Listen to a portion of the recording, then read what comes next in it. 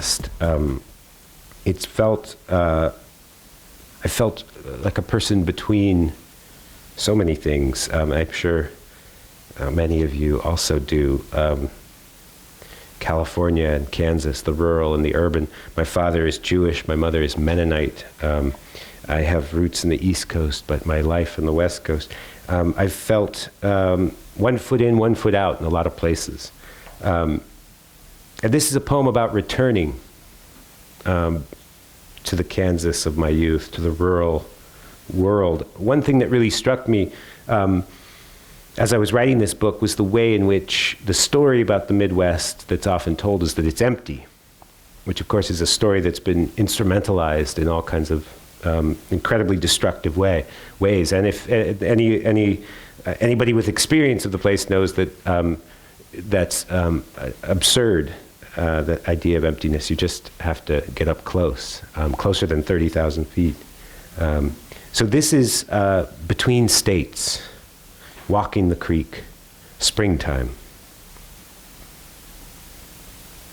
I'm remembering it took 20 minutes for the local firefighters to reach us the night the lightning got the attic blazing. Long enough to take a bath. I'm remembering as the road grader growls by somewhere, its unremitting blade leveling the sand of a road, bunched and rutted, stopping the land from taking it back, stopping it in the language of a straight line. And I'm remembering how someone used to toss bush light empties down our crushed limestone drive, thrown from a passing pickup, cans silver-glossed, azure and partially crushed. Imagining the hush of the creek bed in winter's crust, ice sounding off. But it's April, and April is stinging nettles, sneezeweed and terse breezes, wide-awake skies, vein blue tulips. I'm remembering a rainstorm mudding the road even as I pedaled home, left the bike, ran soaking through fields, following the lips of the waterway that appeared articulate, weirdly lit up in lightning. Imagining Romani, my grandmother heard in that pasture as a child. They would canvass the farmhouse, barter for milk. At dusk, the calls of their children. And imagining people before that who tracked this route, maybe camped on these banks, fished, called out to a friend a strategy or result, could eat what they caught without second thought. I'm remembering the placard in the half ring of fading pines off Old 81, describing a people who must have had scores of words for Zephyr. People who, say the translators, could sing, "My children, when at first I liked the whites, my children. When at first I liked the whites, I gave them fruits, my children." A people whom the white government sent surveyors to establish a trail's way through these parts. My aunt used to sing, "When the prince wants an apple, he takes the tree." And to the envoy they sent arriving in that grass sea to wheedle the Osage and the Kaw, offering $800 and a few saddles for a promise of permanent free passage. Local trapper as translator, he the best they could scare up, his Kaw sketchy at best. And I'm imagining my relatives soon flooding in with cabinet and poppy seed, bonnet and springtooth, hope chest and hedgerow, their book full of martyrs, dear as a mirror, and quilts made in the drunkard's path by hands that wouldn't hold a drink, obsessed and kind selectively. Women and men, enough of whom must have believed when they were told to hallucinate a present, a past, to quell a present, told these are the gardens of the desert, these the unshorn fields boundless. In blank verse, it was home to, quote, a race that long has passed away in a forgotten language and old tunes, though the actual act of emptying was actually still happening, even as they set to plowing, that first time like plowing a doormat, the sod rent open with a sound like a zipper, harrowing, reaping, shocking, threshing, which is to say by 1846 the Kaw were penned in reserves, by 1873 pushed out of state, by 1876 boundaries, forced marches, monoculture. My foreparents by the powers are granted swaths of so-called empty land to open up, and I'm imagining, first of all, much water under no bridges, The streams like this they would have seen, foaming with fish, peppered with turtle, an opus of bird song they'd have heard, and maybe heard also of 2 men who set out from the northeast border, killing 800 wolves before they reached the Smoky Hill River. And I'm seeing buffalo, 10,000 killed in one hunt in 1882 by men with sharps, as I watch a bull corral the herd in the paddock I'm threading through, whose hump is a mastiff, whose head is low so his body's like a road grader, the droves rambunctious and nervous as they quick march. They must have heard me in the underbrush, or they've heard and seen that gleaner, road-bound dust comet, traversing one of these little concrete lime and clay bridges. That's all the speaking these roads and creeks are wont to do with one another.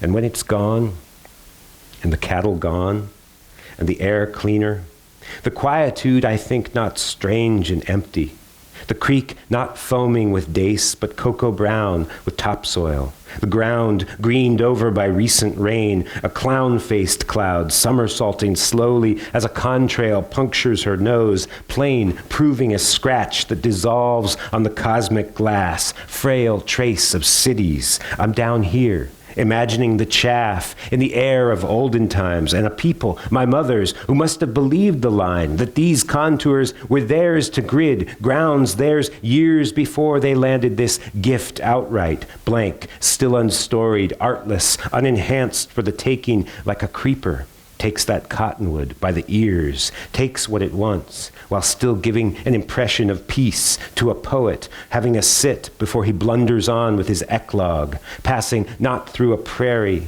not through a woodland, but through a prairie woodland, technical term for this band of life, woods along streams surrounded by oceans of grass. I'm remembering the way flying in, the creeks seemed to cross the gridded roads like veins drawn over graph paper, which natives and settlers relied upon, spotted afar, to locate what water there was among networks of vines and tough shrubs that clinched these muddy lips, this mustache of canopied verdure running a few feet on either bank, a curt succession from lovegrass, dropseed, blue stem, to great big trees rising from what Auden called abominable desolation, where, quote, nothing points, though it happens to be home to lady's slipper and pheasant and kingfisher and windmill grass. And what are states to them?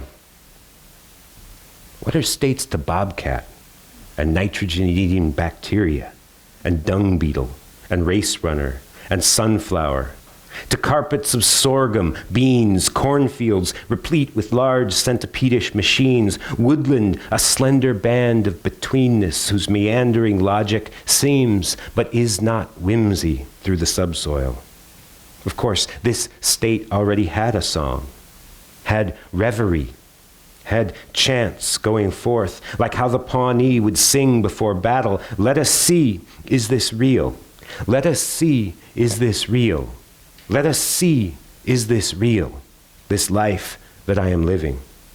I'm looking where a log points, a slippery log that makes its point over the real froth as I waver between real banks to the real knob the trunk lands upon, this land of lightning bug and common gray moth, of the misnamed prairie dog, not canine but squirrel, the meadowlark, not any kind of lark, the horned toad, not toad but spiked lizard, the jackrabbit, truly a hare, the prairie chicken, truly a grouse, the locust, a false acacia, even the buffalo were really a species of bison, but in their crush to have and sow the place, I can picture the settlers' faces and sometime glee as they attach their names to things like catlinite, pipestone, maroon erratic tracked in on the feet of glaciers, crushing spruce forests, used and called what?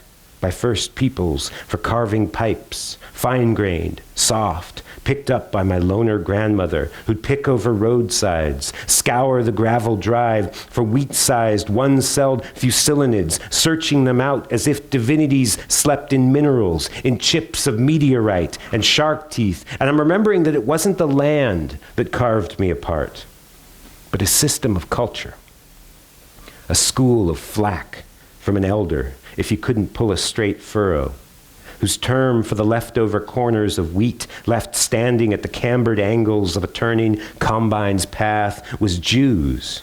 I'm remembering someone saying he hadn't done his Jews yet.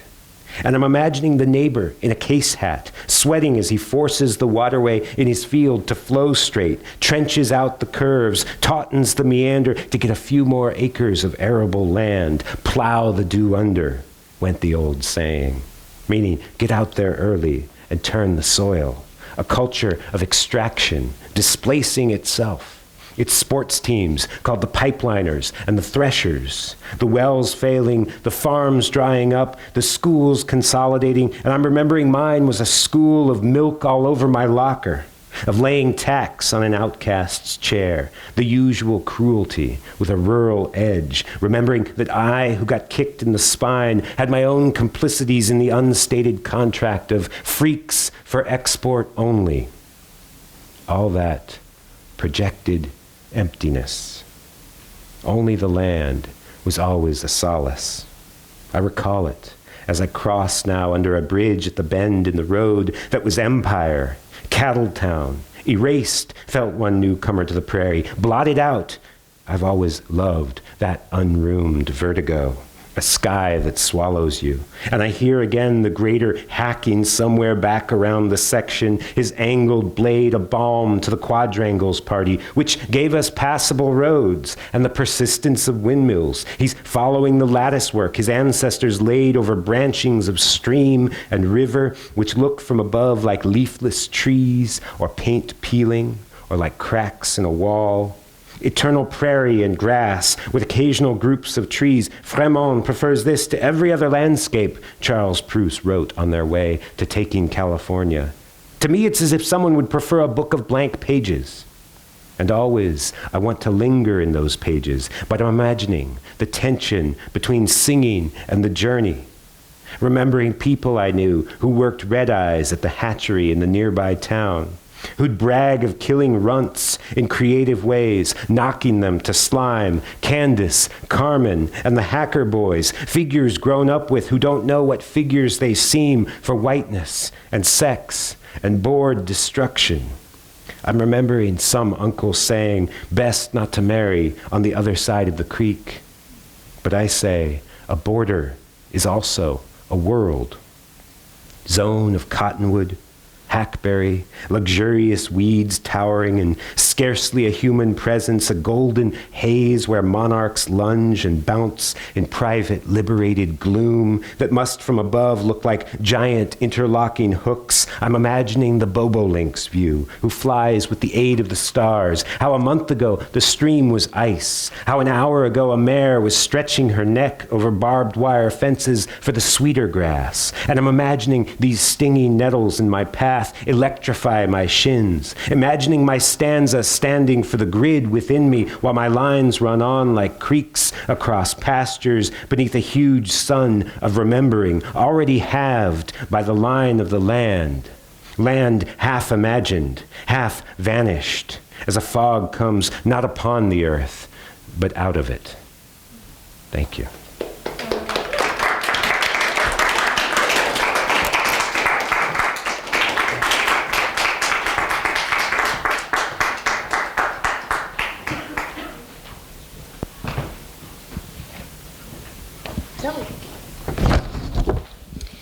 Tonight I have the distinct pleasure of introducing the incredible writer Derek Nnuro. Nnuro is a Ghanaian-born author whose work skillfully and empathetically bridges the duality of immigration and ethnicity. He says about his book, "Since relocating to the U.S. from Ghana, I have one foot firmly placed among Black immigrants, Ghanaian immigrants specifically, and another among Black Americans. It was natural that I would explore the tensions between these two in a novel." His novel, What Napoleon Could Not Do, was featured on former President Barack Obama's Summer 2023 reading list and is the winner of the Great Lakes College Association's New Writers Award, which brings him to us this evening. Over the past week, I had the enjoyment of engaging with Nnuro's work and the liminal spaces he explores. In What Napoleon Could Not Do, Nnuro utilizes different life rituals in which characters cannot access necessary empathy. This lack of emotional connection is seen repeatedly in the characters' interpersonal relationships and is incredibly potent for our current social and political climate. This inability to engage in subsequent worry invokes a greater desire for joy, a theme Nnuro expands on throughout his novel. When you read Nnuro's work, you are faced with others' idiosyncrasies and life's brutality, yet also faced with the evident need for joy, hope, and delight. D.K. Nnuro weaves a narrative that seeks to better the present while honoring the ideal. Nnuro's tremendous work in fiction has opened to the reader a passageway toward a more nuanced definition of home, a fresh perspective on the practice and skill of joy, and a moving approach to the brutality and kindness of human nature. Without further ado, it is my honor to present D.K. Nnuro.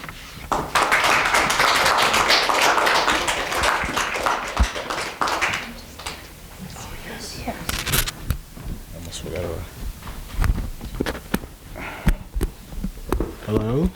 Yeah, perfect. Can you hear me? Good. Jesus Christ, that was such a nice intro, Zoe. Thank you so much.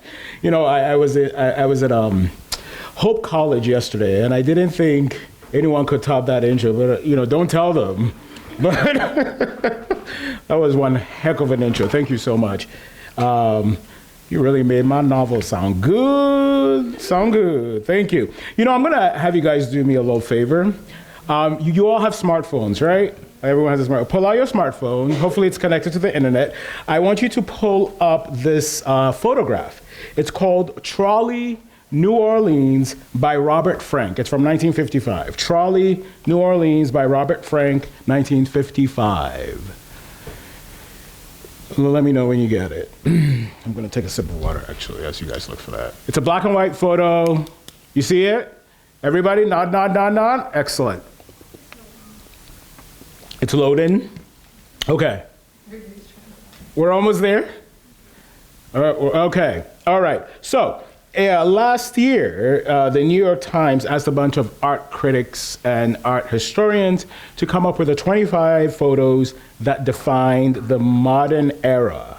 And the article begins with this image. And the art critic who wrote about it, the text that came with this image is Emmanuel Iduma. He is Nigerian American. He's an art critic, currently, I believe, based at Princeton University. I'm just going to read part of the text that goes with this image. Robert Frank used Trolley, New Orleans as the original cover of the influential photo book, The Americans, first published in the United States in 1959. Frank, a Swiss emigre, spent 2 years traveling the States and capturing what he saw.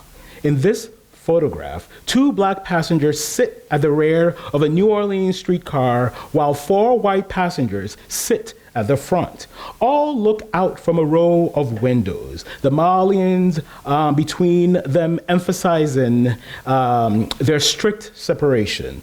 At the time of its publication, The Americans was considered by several critics to be a pessimistic, angry portrait of the country. The magazine Popular Photography famously called it a warped and wart-covered depiction by a joyless man. Many more viewers and artists, however, found inspiration in this direct, unromantic style pioneered by Frank, whose outsider status likely let him view America's contradictions from a clarifying distance. I'm going to repeat it. Whose outsider status likely let him view America's contradictions from a clarifying distance. I want that to ring in your heads as you listen to this excerpt. This is an excerpt from, of course, What Napoleon Could Not Do. It features one of the three main characters. Her name is Belinda Inti. Belinda moved to the U.S. at the age of 16 to attend a private school, a real school. It's called the Hotchkiss School. It's in Connecticut. So she's a very intelligent woman. She graduated well. She went on to Williams, GW Law School. But Belinda remains undocumented, right? Her visa, because she's not in school, has expired, and she needs to figure out how to stay in the country. So after a year of serious undocumentation, she meets Wilder Thomas, who is this excerpt is set in 2011. At this point, they have been married for 10 years. Wilder, who is 30 years Belinda's senior and is a Black Vietnam War veteran, agreed to marry Belinda because that would be a quick way to a green card. So it was a marriage of convenience, but it has evolved into a marriage of love. And unfortunately, something in Wilder's past, it has to do with his time in Vietnam, is standing in the way of Belinda's ability to get a green card. So after 10 years of marriage, she's still undocumented. So this scene features Belinda arriving in Washington, D.C. She's going to the wedding of her frenemy, very much frenemy. Her name is Edith. Edith and Belinda are both from Ghana. They came, Belinda came first to Hotchkiss, and then Edith came the following year. Edith comes from a wealthy family. Belinda did not. But now Belinda is quite rich because Wilder is actually a very, very wealthy man. He's an oil man from Texas, right? He's got oil wealth. That's actually why I'm wearing cowboy boots. Right? He's an oil man, so he's got money, right? So Belinda now, she has everything except that green card. So this is Belinda arriving in Washington, D.C. and heading to her hotel. The day before Edith's wedding, Belinda flew to Houston from Washington, D.C. The flight arrived on time, and she made it out of Reagan National Airport without delay. At the curb, she looked across the street at the row of waiting Black town cars in search of hers. None of the suited men wielding white placards were moving toward her. She squinted to make out her name on one of them, but didn't see it. She decided to get closer. Before venturing forward, she gazed at her waist-high suitcase and regretted the decision to check a bag for the weekend stay. Wilder was to blame. He'd stressed that she give herself several clothing options. As lest she forget, she was chiefly attending Edith's wedding to ground one point, that her life was now overflowing with choices. She's got money. She dragged the bag behind her. Twice the wheels locked and released. Finally, she spotted her driver. Of course, Wilder's driver would be Black and playing the part of town car driver to a T. He was the only one still wearing his black hat. In faded ink, her name was missing an A, Belinda Thomas. She waved at him, and he looked over both of his shoulders to confirm. He laid the placard on the car and hurried for her suitcase.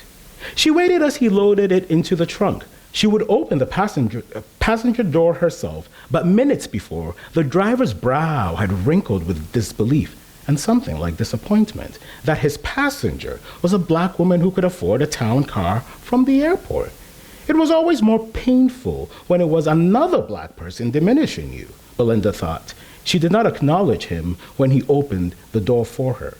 The air conditioning whistled sonorously as they waited in the traffic departing the airport for the district. "It's chilly. Mind turning down the air?" Belinda asked. He did as she asked, then peered at her in the rearview mirror. "Ma'am, first time in Washington, D.C.? "No." "Where from?" "Texas. Houston. I beg your pardon, ma'am, but I don't mean here in America." He peeked over his shoulder to say, "I mean back home. Where in Africa?" It was the last question she'd expected to hear from him. She'd guessed him to be Black American. Now she studied his face in the mirror. With his hat sitting on the dashboard, his face was put to full view, and she observed the luminousness of his Black skin unique to East Africans. "Where are you from?" she asked brusquely. "Congo." "You don't have an accent." "My sister," he said, beginning anew in grittier elocution. Something more Congolese, she supposed. "You know how it is when you come to this country. Assimilation, my sister." "That can be difficult." "Yeah, but you have to." He pointed to the hat. "It's like my hat. You put it on when you need it. You take it off when you don't." "You don't need it now?" "Do I, my sister?" "No," she said. "I'm from Ghana." "Ah, I should have guessed. I couldn't tell when you were coming. Maybe that's why." He stopped himself. "Anyway, as soon as I looked closely, I knew you were one of us." Had her hair, styled in locks for a decade now, been a different color, it might have more readily given her away as Ghanaian. Or maybe if they draped the sides of her face. They were collected in a formal updo, contrary to her first thought, which had been to let them free for the weekend. She envisioned herself shaking her head periodically, her locks slithering through the air, and leaving a faint hiss to torment Edith's guests. But at the salon, her hairdresser, Ramatu, had stressed an updo as more appropriate for weddings. Coiled snakes were as good as dead and made no show of themselves, Belinda immediately thought. She agreed to the updo on the condition that Ramatu dye her hair a different color. Deepa black? Ramatu asked. Oh no, nothing safe, Belinda said. Ramatu was not seeing things her way. Maybe, she suggested after a moment of contemplation, she could throw in a tiny streak of bronze. For Belinda, this was too small a compromise. She stepped from the salon chair to call Wilder. After he did some thinking on the other end of the phone, he found the perfect compromise. Red, he said, pure red, militant red. Her high blood red top knot had likely shaped her driver's impression of her, a black American lowlife to be avoided, a refined driver of a town car who refused to have his brand tarnished. He had looked over his shoulder, hoping that it wasn't him Belinda had waved at, and wrinkled his face with disappointment when it was. Ramatu, herself from Senegal, had effectively delivered the same message with her downcast gaze as Belinda admired her blood-red hair in the mirror. But Ramatu knew better. Belinda was kindred in the same way she had just proven herself kindred to her driver. Whatever discomfort her appearance had spurred in him had been wiped away by his thirst for home. She knew that thirst. What's your name? She asked. Laurent. Kabila? He brightened through the rearview mirror. If only, he said, I wouldn't be driving you around if that were the case. Even more strange, our former president is dead, so technically I'd be a ghost. You could be his long-lost son, which would be in keeping with the seed-spreading habits of African presidents. She said, anyway, my name is Belinda. Belinda? He asked. That means I left out an A. You did? Oh, forgive me. Forgiven, she said, feeling satisfied that he was embarrassed by his mistake. Looking through the tinted passenger window, Belinda concluded that Washington, D.C. hadn't changed much in the years she'd been away since law school. She noted the usual monuments along the way from the airport to confirm that Laurent was taking the right route to her hotel. 10 years of not realizing her American dream of a green card had made her inner lens more critical of the monuments. Washington, Jefferson, a panoply of American virtuousness? Hardly. Originators of America's knack for false propaganda was more like it. When was the last time you were home? Laurent asked. It's been a while, she said. I went to law school here, GW, but I moved out of D.C. after my first year. I lived in Alexandria. No way! He cast a succession of quick glances between her and the road ahead. She gestured forward. I'm sorry, Belinda, he said. It's just, that's where I live. I've lived there for 20 years. I don't know how I missed you. Alexandria is big, and I look very different now. Alexandria is not that big, and I never forget an African face. Maybe my African ship is the one yours passed in the night. I don't understand. It's a saying, she said, realizing that it took only a common American idiom to smear the gloss of Laurent's faux American patina. What I mean is, I'm not surprised our paths never crossed. It was always school, work, and home for me. I see. She felt the car turning. She sat up. They'd landed on a slim residential road. He said, almost there. He fiddled a bit with the radio, then gave up. I have to say something. Go ahead. I have driven a lot of people to the Ritz-Carlton, even 8 years ago, when it opened in 2003. he said. All these years, and this is my first time taking somebody who looks like me. Oh? But it's our time, you know? Know what I mean? If she had a penny for every time a black person said that to her. With more rasp, he continued, but sometimes I get scared. I fear I will wake up one day and say Obama, and people will be like, Obama who? As if it had all been a dream. You ever feel that way? No, she said. Her take on Obama was a lot more complex, a lot less exuberant, too. Wilder Thomas believed that Obama was a trick of white people who always permitted black highs before they descended with black lows. Obama, the highest of highs, would inevitably be followed by black Armageddon. On election night in 2008, as a reminder of this, Wilder shattered the 2 bottles of champagne that Belinda had set out for celebration. For, as he put it to her before they went to bed, there was nothing to celebrate. Laurent had gone quiet for so long that Belinda wondered whether she drenched his joy. He was entitled to happiness wherever it came from, instances of joy, as she saw it, being too few and far between these days. She was ready to admit that she also cherished Obama, ready to set aside Wilder's legitimate argument that his presidency was a tool of white manipulation.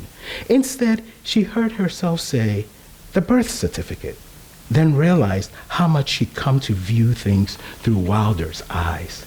That stupidity, Laurent said. I just laugh at that stupidity. You know why? No. Believe it or not, I was on this exact path to the Ritz-Carlton and Donald Trump was on the radio. I had a man in the car. Nobody needed to tell me he was rich. He smelled like money.